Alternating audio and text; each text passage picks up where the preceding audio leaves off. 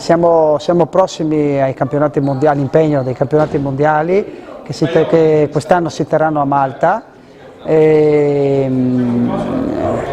Proveniamo da una qualificazione del Grand Prix d'Italia dove abbiamo vinto praticamente tutte le prove eccetto il secondo posto ai campionati italiani, e quindi a Malta rappresenteremo l'Italia nel kata della specialità del Kodokan Go Shinjitsu, che è il kata della difesa personale moderna.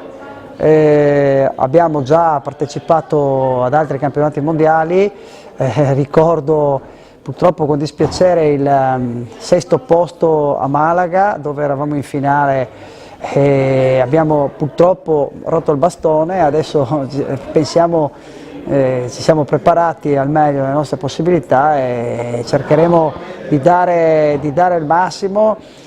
Sulla specialità di kata rispetto al combattimento sarà molto importante la nostra concentrazione, dove non puoi fare un minimo errore.